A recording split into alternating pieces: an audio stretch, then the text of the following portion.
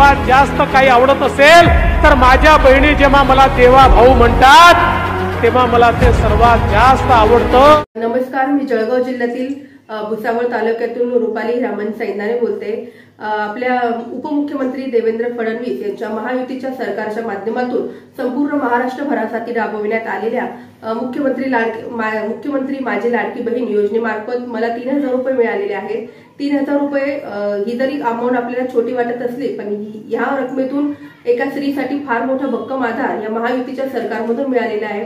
खरं तर देवाभाऊंच्या माध्यमातून हे 3000 रुपये मिळाले आणि ही मध्यमवर्गीय कुटुंबातील महिलांसाठी ही फार मोठी हात बळकट करण्यासारखी गोष्ट झाली आहे. याच्यातून मुलांचे शिक्षण, स्वतःच्या स्वउपयोगातून किंवा घरगुती कामांसाठी किंवा इतर वैद्यकीय सेवेसाठी कुठल्याही माध्यमासाठी आपण या 3000च्या रकमेचा वापर करून घेऊ शकतो. आणि एका सर्वसामान्य घरातील कुटुंबातील महिलांसाठी ही फार मोठी सुवर्ण संधी आहे.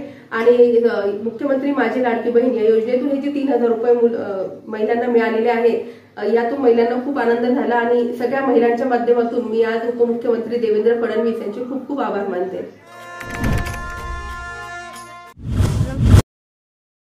नमस्कार, मी स्मिता सूर्यवंशी भुसावळ जळगाव जिल्ह्यातून बोलते.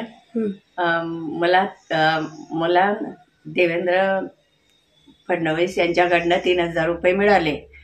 ते मला औषधीसाठी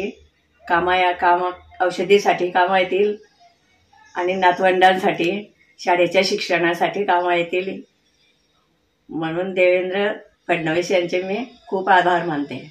उपमुख्यमंत्री देवेंद्र फडणवीस व महायुतीच्या निर्णयाने आज राज्यातील बहिणी आनंदित दिसत आहे व याबाबत त्यांनी आपले मत आणि भावना कशा प्रकारे व्यक्त केल्या ते आपण पाहिलं.